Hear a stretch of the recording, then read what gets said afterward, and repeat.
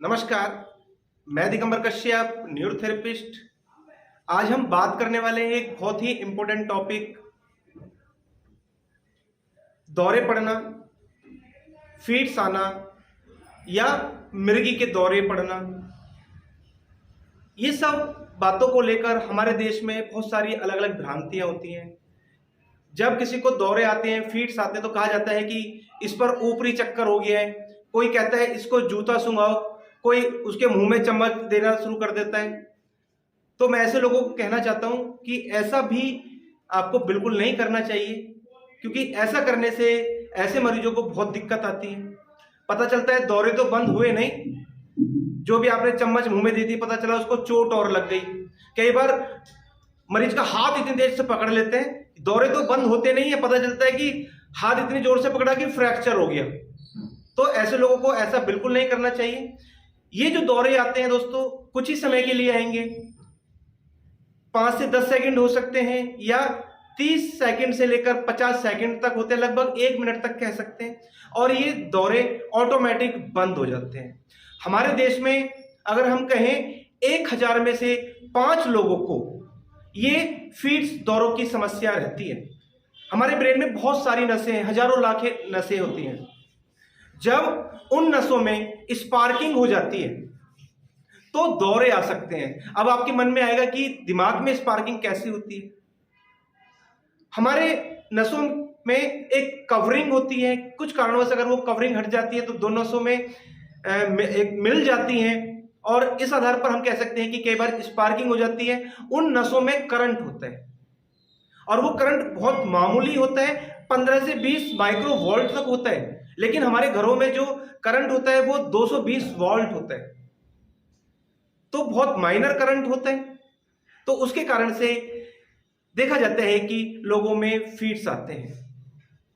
Brain में bleeding हो जाए अगर किसी कारणवश, या कहें कि ब्रेन से जो नर्व्स आ रही हैं उनमें ब्लड सप्लाई रुक जाए, तो उसके कारण से फीट्स आ सकते हैं। ऐसे लोगों को मिर्गी के दौरे पड़ सकते हैं। कई बार कहा जाता है, आपने सुना होगा, कि ब्रेन में कीड़ों की गांठें बन गई हैं। यानी कि वो गांठें जो बनी हैं, वो जो नर्व्स हैं ब्रेन के अंदर, वो कुछ कारणवश, कुछ गलत तरीकों से वो नसों में इन्फ्लामेशन आ गई है, उन नसों में कई नसें आपस में मिल गई हैं, तो उस कंडीशन में भी फीट्स आ सकते हैं। कई बार बहुत ज्यादा बुखार रहता है, आपने देखा होगा मोस्टली छोटे बच्चों में 104 105 तक बुखार हो जाता है, तो उस कंडीशन में भी फीट्स आ सकते हैं। या कभी कोई चोट लग गई, कोई इंजरी हो गई, ट्रॉमा हो गया, कोई ट्यूमर है, कोई स्ट्रोक के कारण से, ऐसे लोगों में फीट्स दौरे की समस्या देखी जाती है। कभी व्यक्ति गिर गया तो उसके कारण से ऐसा हो सकता है। झटके आना फीट्स का एक कारण है कि इसमें झटके भी आते हैं। कई बार व्यक्ति गिर भी जाता है, दांत बींच लेता है व्यक्ति। कई बार व्यक्ति जबरदस्ती, दूसरा जो व्यक्ति है वो मुंह में उंगली डालता है, पता चला उसने उंगली डाली, उससे तो होश नहीं है और वो उंगली भी काट ली। तो ऐसा होता है फीट्स जब आते हैं, उसके लक्षण। इसके बहुत सारे कारण हो सकते हैं। बॉडी के अंदर जब शुगर की मात्रा कम हो जाती है तो उस कमी के कारण से भी फीट्स आ सकते हैं। सोडियम की कमी हो जाना या पोटेशियम का अधिक हो जाना, यानी कि अगर बॉडी में कहें हम, इन चीजों में कमी ज्यादा हो जाती है तो फीट्स आ सकते हैं। या बॉडी में अल्कलाइन की मात्रा ज्यादा हो गई है तो फीट्स आ सकते हैं। या हमारे ब्रेन से कुछ इलेक्ट्रिकल वेव है, उनमें गड़बड़ हो जाती है, यानी कि उनका फंक्शन डिस्टर्ब हो जाता है, तो फीट्स आ सकते हैं। इसमें कुछ सावधानी रखना चाहिए। अगर पेशेंट है, उसको फीट्स आ रहे हैं और उसने चश्मा लगा रखा है, तो उसका चश्मा उतार देना चाहिए। व्यक्ति अगर बैठा हुआ है तो उसको लिटा देना चाहिए। अगर वो सीधा लेटा है तो कोशिश करें कि उसको करपट लेकर लिटा दें, क्योंकि उसके जो मुंह में से थूक है निकल रहा है वो साइड से निकल जाए। और अगर दौरे आ रहे हैं तो उसको रोकने का प्रयास नहीं करना।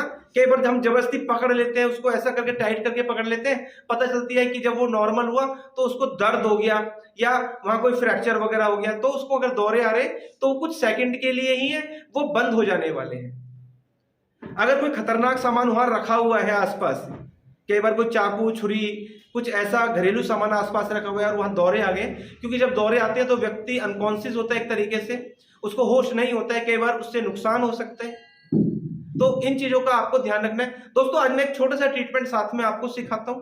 अगर आपके परिवार में किसी को दौरों की समस्या है, फीड्स की समस्या है, काफी लंबे समय से आ रहे हैं, बचपन से आ रहे हैं, तो फीड्स की समस्या को भी हमेशा के लिए ठीक किया जा सकता है। एक छोटा सा ट्रीटमेंट गजब के रिजल्ट है। तो आइए देखते हैं कैसा करें हम ये ट्रीटमेंट। आइए, पेशेंट को इस प्रकार से बिठाना है और यहाँ कान के नीचे एक नर्व आ रही होती है, यहाँ हमें थोड़ा सा टैल्कम पाउडर लगाना है और ऐसे ही दूसरी साइड लगाना है। हमें अपने अंगूठे से यहाँ प्रेशर देना है। देने का तरीका आप देखें, 1 2 3 4 5 6 7 8 9 10 11 12 13 14 15 16 17 18 19 20 21 22 23 24 टाइम्स हमें लेफ्ट साइड काउंट करना है, उसके बाद राइट साइड देखेंगे। तरीका वही 1 2 3 4 5 6 7 8 9 10 11 12 13 14 15 16 17 18 19 20 21 22 23 24। पहले हमने लेफ्ट साइड किया, फिर राइट साइड किया, फिर हमें 1 मिनट का गैप देना है, उसके बाद फिर हमें दोबारा से लेफ्ट साइड करना है। तरीका बिल्कुल वैसा ही 1 2 3 4 5 6 7 8 9 10 11 12 13 14 15 16 17 18 19 20 21 22 23 24। उसके बाद राइट साइड देखेंगे 1 2 3 4 5 6 7 8 9 10 11 12 13 14 15 16 17 18 19 20 21 22 23 24। पहले हमने लेफ्ट साइड किया, फिर राइट साइड किया, फिर हमने लेफ्ट साइड किया और फिर राइट साइड किया, यानी कि 1 मिनट गैप के बाद हमने ऐसा 2 बार करना है। और जब हम ये करें तो जैसा मैंने बताया कि 1 मिनट गैप पे 2 बार करना है। ऐसा शुरू में आप हर 2 घंटे के बाद ये ट्रीटमेंट करें। दिन में 7 से 8 बार आप करेंगे तो निश्चित ही आपकी जो फीड्स, दौरों, एपिलेप्सी की समस्या है वो कम होनी शुरू हो जाएगी और कुछ दिन के बाद फीड्स आने आपके बंद हो जाएंगे। दोस्तों अभी आपने देखा फीड्स, दौरे, एपिलेप्सी के लिए न्यूरोथेरेपी का एक छोटा सा ट्रीटमेंट, बहुत गजब ट्रीटमेंट है। हो सकता है कुछ दिन आपको रेगुलर करना पड़े, तो निश्चित ही आपके जो फीड्स, दौरों की समस्या है वो धीरे धीरे कम हो जाएगी। फिर भी कोई समस्या रहती है आप हमसे संपर्क कर सकते हैं। प्रॉपर ट्रीटमेंट के लिए आप हमारे पास आ सकते हैं, क्योंकि दोस्तों प्रॉपर ट्रीटमेंट तो क्लिनिक पर आकर ही होगा। वीडियो में बहुत सारी चीजें ऐसी हैं जो हम नहीं सिखा पाते हैं, जो हमें बेस्ट लगता है वही हम वीडियो में आपको सिखाने का प्रयास करते हैं। तो प्रॉपर ट्रीटमेंट के लिए आप हमारे क्लिनिक पर कुछ दिन ट्रीटमेंट लेंगे तो निश्चित ही फीड्स की समस्या, एपिलेप्सी की समस्या, मिर्गी की दौरे की समस्या किसी भी एज के व्यक्ति को है, चाहे बच्चा है, महिला है, पुरुष है, ओल्ड एज कोई व्यक्ति है, तो ये हमेशा के लिए ठीक हो सकती है। ये कोई बीमारी ऐसी नहीं है कि जो ठीक ना होती हो। कई बार थोड़ा समय जरूर लगता है, एक समय के अनुसार ये दिक्कत ठीक हो सकती है। दोस्तों उम्मीद करता हूँ वीडियो आपके लिए बहुत इंफॉर्मेटिव होने वाली है। दोस्तों आप अगर हमारी वीडियो को पहली बार देख रहे हैं, हमारे चैनल को सब्सक्राइब जरूर करें, वीडियो को अधिक से अधिक शेयर करें, वीडियो को लाइक करना ना भूलें और बेल आइकन बटन जरूर दबा दें, जिससे कि जो भी वीडियो हेल्थ पर हम बनाएं उसका नोटिफिकेशन टाइम आपको मिलता रहे।